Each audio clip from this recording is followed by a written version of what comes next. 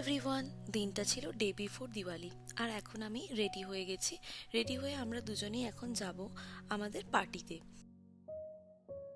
পার্টিতে এসেই আমরা দুজনেই আগে কেক কাটিং করে নিলাম। এই পার্টিটা কিন্তু আমাদের দুজনের কারুরই বার্থডে অথবা অ্যানিভার্সারি পার্টি ছিল না। এই পার্টিটা ছিল আমাদের কানাডায় পোস্ট রিসেপশন পার্টি। যেহেতু সৃজনের অফিসের কলিগ, এখানকার বন্ধুবান্ধব কেউই ইন্ডিয়ায় গিয়ে আমাদের বিয়েটা অ্যাটেন্ড করতে পারেনি, তাই জন্য সৃজনের আগে থেকেই প্ল্যান ছিল আমি কানাডায় আসার পর একটা ছোট্ট করে আমার ওয়েলকাম পার্টি প্লাস একটা গেট টুগেদারের অ্যারেঞ্জ করবে। তো সেই কারণেই ছিল আজকের পার্টিটা।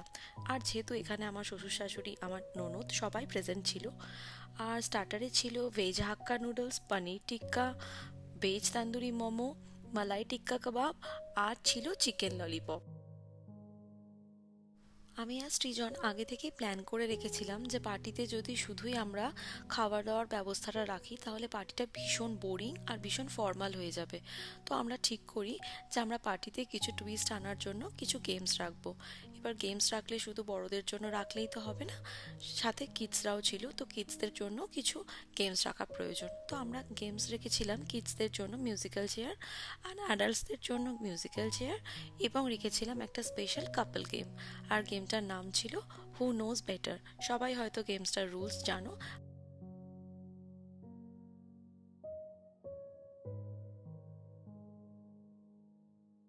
এখন খেলতে খেলতে বাচ্চারা এসে পৌঁছেছে একদম খেলার লাস্ট মোমেন্টে। আর এই যে জিতলো, এই বাচ্চাটি হচ্ছে সৃজনের অফিস কলিগের ছেলে। তো ওকেও ওর প্রাইজ দিয়ে দেওয়া হলো।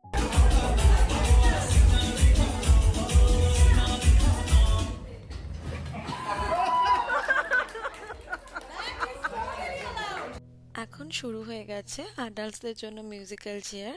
আর এখানে তো ভীষণ মজা হচ্ছিল দেখতে, কেননা বড়রাও এরকমভাবে ছুটে ছুটে দৌড়ে দৌড়ে মিউজিক্যাল চেয়ার খেলছিল। ভীষণ মজা হচ্ছিল। এ ওর গায়ের ওপর বসে পড়ে, যেটা জেনারেলি দেখা যায়, সেরকমই চলছিল।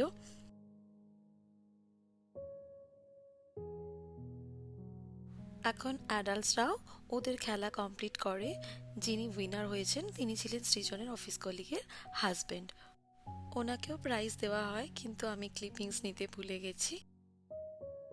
এখন পেন পেপার নিয়ে মেয়েরা এবং ছেলেরা রেডি হয়ে বসে গেছে কাপল গেমস খেলার জন্য।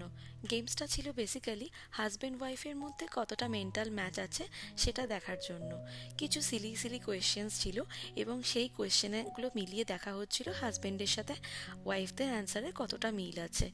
তো গেমের শেষে এখন দিদি এবং দিদির বন্ধু খাতাগুলো চেক করে দিচ্ছে, মানে দেখছে কে কত পয়েন্টস পেয়েছে। এই যে সৃজনের অফিস কলিগ অর্চিত এবং তার ওয়াইফ তানিয়া আজকে জিতেছে।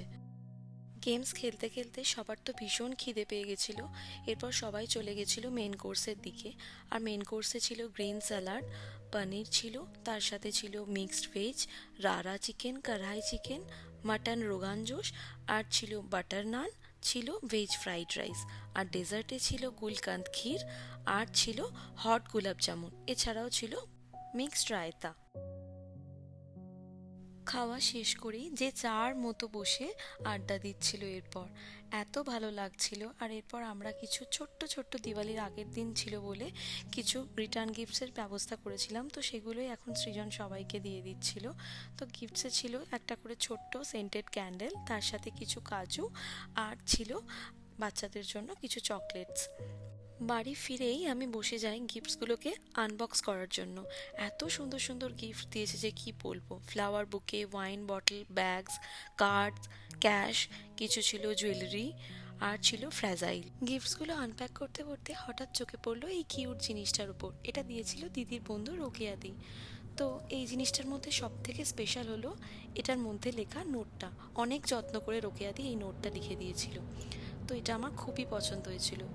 আজকের দিনটা আমাদের এভাবেই কেটেছে। সবাই ভালো থাকবেন, সুস্থ থাকবেন। দেখা হচ্ছে আরও সুন্দর সুন্দর ব্লগ নিয়ে।